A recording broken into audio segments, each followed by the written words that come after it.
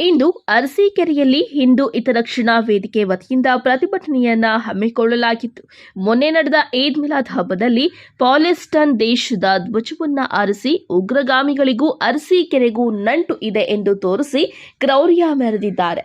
ಇದರ ವಿರುದ್ಧ ಹಾಗೂ ಸುಪ್ರೀಂ ಕೋರ್ಟ್ ಆದೇಶ ಆಜಾನ್ ಕೂಗುವ ಸಮಯದಲ್ಲಿ 15 ಡೆಸಿಬೆಲ್ ಧ್ವನಿ ನೀಡುವ ಮೂಲಕ ಅನ್ಯ ಸಮಾಜಗಳ ಭಾವನೆಗೆ ಧಕ್ಕೆ ಆಗದಂತೆ ಪ್ರಾರ್ಥನೆ ಸಲ್ಲಿಸಬೇಕೆಂದು ಆದೇಶ ಇದ್ದರೂ ಸಹ ಆ ಆದೇಶವನ್ನು ಉಲ್ಲಂಘಿಸಿ ಮನಸ್ಸಿಗೆ ಬಂದ ಹಾಗೆ ಧ್ವನಿವರ್ಧಕಕ್ಕೆ ಕರ್ಕಶವಾದ ಧ್ವನಿ ನೀಡಿ ವೃದ್ಧರಿಗೂ ವಿದ್ಯಾರ್ಥಿಗಳಿಗೂ ತೊಂದರೆ ಉಂಟು ಮಾಡುತ್ತಿದ್ದಾರೆ.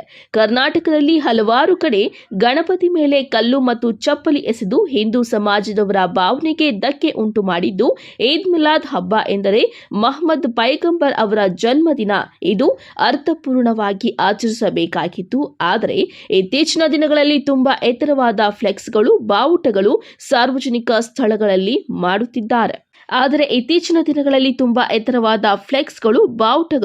ಇಡುತ್ತಿದ್ದಾರೆ. ಇವೆಲ್ಲದರ ವಿರುದ್ಧ ಪ್ರತಿಭಟಿಸಲಾಯಿತು.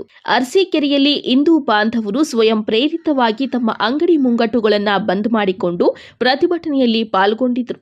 ಈ ಪ್ರತಿಭಟನೆಯಲ್ಲಿ ಪ್ರಮುಖ ಭಾಷಣಕಾರರಾಗಿ ವಿಶ್ವ ಹಿಂದೂ ಪರಿಷತ್ನ ಜಿಲ್ಲಾ ಕಾರ್ಯದರ್ಶಿಗಳಾದ ಮೈಕಲ್ ಜಿ ಅವರು ಹಾಗೂ ಹಿಂದೂ ಸಂಘಟನೆಯ ಲೋಕೇಶ್ ಅವರು ಸವಿಸ್ತಾರವಾಗಿ ವಿಚಾರಗಳನ್ನು ತಿಳಿಸಿದ್ದಾರೆ.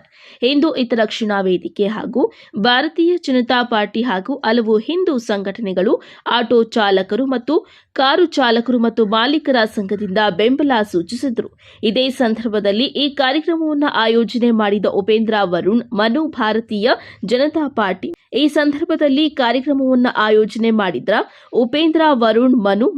ಜನತಾ ಪಾರ್ಟಿ ನಗರ ಮಂಡಲಾಧ್ಯಕ್ಷರಾದ ಅವಿನಾಶ್, ಗ್ರಾಮಾಂತರ ಮಂಡಲಾಧ್ಯಕ್ಷರಾದ ಯತೀಶ್, ಜಿವಿಟಿ ಬಸವರಾಜು, ಕೃಷ್ಣಾಜಿ, ನಿಕಟಪೂರ್ವ ಭಾರತೀಯ ಜನತಾ ಪಾರ್ಟಿಯ ಅಧ್ಯಕ್ಷರಾದ ಪುರುಷೋತ್ತಮ್, ಚಂದ್ರು, ಕೆಂಸಾಗರ್, ಶಿವರಾಜ್, ಅರುಣ್ ಜಿ, ಆರೋಗ್ಯ ಭಾರತೀಯ ಸತ್ಯಣ್ಣ ಹಾಗೂ ಹಲವು ಕಾರ್ಯಕರ್ತರು ಪಾಲ್ಗೊಂಡು ಪ್ರತಿಭಟನೆಯನ್ನ ಯಶಸ್ವಿಗೊಳಿಸಿದ್ದಾರೆ.